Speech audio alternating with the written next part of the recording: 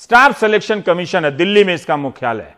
इसकी परीक्षा है एसएससी सीजीएल 2017 और सीएचएसएल 2017। पेपर लीक हो गया, लेकिन कोर्ट मामला चल रहा है, सीबीआई की जांच चल रही है। लड़के सड़क पर हैं, चिंता में है कि उम्र बीत जाएगी, क्या होगा, रिजल्ट का कुछ पता नहीं। मामला सुप्रीम कोर्ट में है।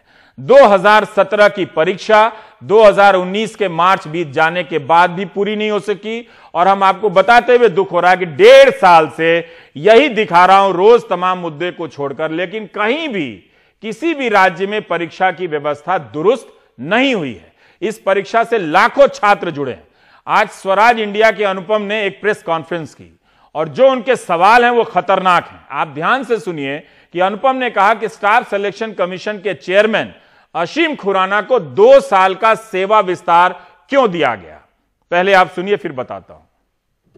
आप लोगों को याद होगा कि एसएससी में धांधली, भ्रष्टाचार और पेपर लीक के खिलाफ पिछले साल देश भर की युवा सड़कों पर उतरे थे। एसएससी देश की सबसे बड़ी भर्ती संस्थान है, जिसके माध्यम से लगभग 2 करोड़ छात्र हर साल अपने उज्जवल भविष्य का सपना देखते हैं, उसकी अलग अलग परीक्षाओं में बैठते हैं। ये जो देश भर में प्रदर्शन हुए थे एसएससी के खिलाफ, इन प्रदर्शनों में युवाओं के आक्रोश के केंद्र में एसएससी के चेयरमैन थे श्री असीम खुराना।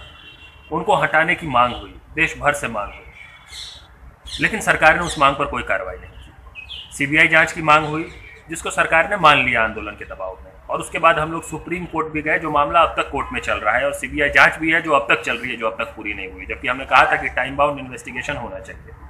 लेकिन जहां तक खुराना साहब की बात है, खुराना साहब को तुरंत नहीं बर्खास्त किया गया पद से। फिर हमने सोचा कि 12 मई 2018 को तो वो रिटायर होने ही वाले हैं, तो चलो वो चले जाएंगे। लेकिन पूरा देश हैरत में आ गया जब ये खबर मिली कि सरकार ने उस टेंटेड ऑफिसर को, जिसके कार्यकाल में इतना बड़ा स्कैम हुआ, इतने सारे प्रदर्शन हुए, जिसके ऊपर इतने आरोप लगे, उसको एक्सटेंशन दे दिया है। हमने तो तभी कहा कि इस एक्सटेंशन के पीछे की एकमात्र नियत यही लगती है कि भ्रष्टाचार को दबाने की, छिपाने की कोशिश हो रही है और भ्रष्टाचारियों को बचाने की कोशिश हो रही है। लेकिन उस वक्त ये आशंका थी हम लोगों की।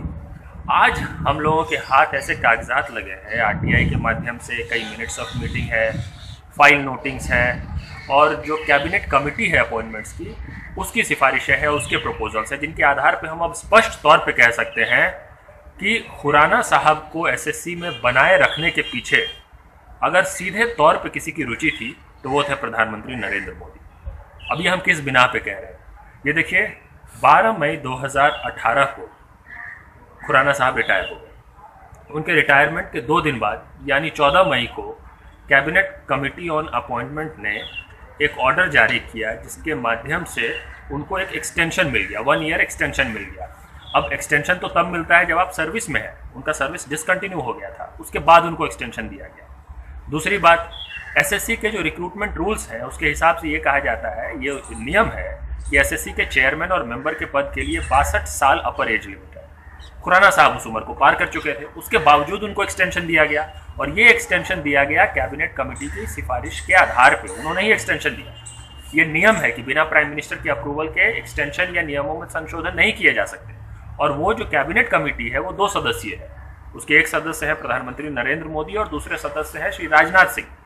तो उनकी सिफारिश पे ये हुआ, और जिस दिन उनको एक्सटेंशन दिया गया उसके अगले ही दिन एक और ऑर्डर जारी किया गया, बैक डेट से, एक दिन पिछले डेट से जारी किया गया, जिसमें यह कहा गया कि जो एसएससी के रिक्रूटमेंट रूल्स हैं चेयरमैन और मेंबर्स के लिए, उसमें संशोधन किया जाए और उसको रेट्रोस्पेक्टिव डेट से लागू किया जाए। अब इन संशोधनों की एक प्रक्रिया है। नियम यह है कि यूपीएससी से भी सलाह लेनी पड़ती है। जब मामला यूपीएससी के पास गया तो यूपीएससी ने लिखित तौर पे कह दिया कि इस तरह का कोई भी संशोधन जिसको पूर्वव्यापी प्रभाव से लागू करना हो, मतलब रेट्रोस्पेक्टिव डेट से लागू करना हो, तो इस तरह के रिक्रूटमेंट रूल्स में अमेंडमेंट जायज़ नहीं है, ये हम नहीं कर सकते हैं, ये हम सिवाय कोर्ट ऑर्डर्स के ऐसे कभी भी इस तरह से अमेंडमेंट नहीं करते हैं। और ये कह के यूपीएससी ने अपना डिसेंट कर दिया। फिर ministry of law and justice के अधिकारियों के पास गया मामला। उन्होंने तो और भी स्पष्ट शब्दों में ये लिख कर कहा कि ये जो संशोधन है ये गैर कानूनी है, ये असंवैधानिक है, ये संविधान की धारा 14, धारा 16 और धारा 39 का उल्लंघन है, और ये इसलिए किया जा रहा है संशोधन ताकि एक व्यक्ति को, जो इनकम्बेंट ऑफिसर है, मतलब जो खुराना जी है, उनको फायदा पहुंचाया जाए। और ये कहते हुए ministry of law and justice के अधिकारियों ने यह कहा कि हम इसका समर्थन नहीं कर सकते। उन्होंने बाकायदा रिजेक्ट किया, रिटर्न तौर पे इस अमेंडमेंट को रिजेक्ट कर दिया। उसके बाद दोबारा भेजा गया ministry of law and justice के अधिकारियों के पास, दूसरी बार भी ऐसा ही कुछ उन्होंने लिख दिया, तीसरी बार भेजा गया, फिर से ऐसे ही कमेंट्स आए। फिर मामला गया कि अटॉर्नी जनरल के पास, ये कहा गया कि ठीक है लर्नड अटॉर्नी जनरल की राय ले लेते हैं। हमारे लर्नड अटॉर्नी जनरल साहब के वेणुगोपाल साहब, उन्होंने अपनी राय दी पूरे एक पन्ने पर, और बैंकिंग ऑफिशियल्स का कोई केस का हवाला देते हुए उन्होंने कहा कि हम यहाँ पे भी ऐसा कर सकते हैं क्योंकि वहाँ पे वैसा हुआ था। लेकिन अटॉर्नी जनरल की राय के बाद चौथी बार ministry of law and justice के अधिकारियों ने फिर से डिसेंट दिया और कहा कि जो अटॉर्नी जनरल ओपिनियन दे रहे हैं वो कॉन्टेक्स्ट अलग है, वो बैंकिंग ऑफिशियल्स का है, यहाँ पे कमीशन के चेयरमैन की बात हो रही है। ये कहते हुए हर बार खारिज किया गया, हर बार ये कहा गया कि ये एक इल्लीगल काम हुआ है जिसको रेगुलराइज करने की कोशिश हो रही है और इस संशोधन के माध्यम से एक अनियमितता है जो नियम का हिस्सा बन जाएगा, ये चिंता जताई थी। इसके बावजूद सब कुछ को स्टीम रोल करते हुए, सब कुछ को साइड स्टेप करते हुए, धता बताते हुए, हर नियम को ताक पे रखते हुए 18 अक्टूबर 2018 को इन नियमों को नोटिफाई कर दिया गया, संशोधनों को नोटिफाई कर दिया गया प्रधानमंत्री और कैबिनेट कमेटी ऑन अपॉइंटमेंट के हस्ताक्षर के साथ। इसमें जो स्पष्ट जो बात जो दिख रही है, जो समझ में आ रही है, वो ये कि नंबर 1 एक्सटेंशन इलीगल था 2 काउंट्स पे, क्योंकि वो एक्सटेंशन नहीं था, सर्विस डिसकंटिन्यू हो गया था, तो एक्सटेंशन उसको कह ही नहीं सकते, एक्सटेंशन आप दे ही नहीं सकते इस तरह से। नंबर 2, उनकी एज लिमिट क्रॉस कर चुकी थी, इन दोनों मामलों में वो इलीगल था, और उस इलीगल काम को रेगुलराइज करने के लिए नियमों में संशोधन करने की कोशिश हुई, जिन संशोधनों को ही अनकॉन्स्टिट्यूशनल बताया विधि विभाग के, कानून विभाग के अधिकारियों ने। उसके बावजूद प्रधानमंत्री मोदी ने अपने गुजरात कैडर के इस अधिकारी को पता नहीं किस इंटरेस्ट से एसएससी के चेयरमैन पद पर बनाए रखने की कोशिश की। जहां तक देखिए हमें समझ में आता है, जिन लोगों ने पूरा वो एसएससी के खिलाफ एजिटेशन देखा, एसएससी में जिस तरह के आरोप लगे, जिस तरह की धांधली, भ्रष्टाचार, पेपर लीक, अनियमितताओं के आरोप लगे, इससे एकमात्र बात जो समझ में आती है वो ये कि इतना कुछ होने के बाद भी क्यों मोदी जी खुराना साहब को इस तरह से बैक करते हुए एसएससी के चेयरमैन पद पर बनाए रखना चाहते हैं।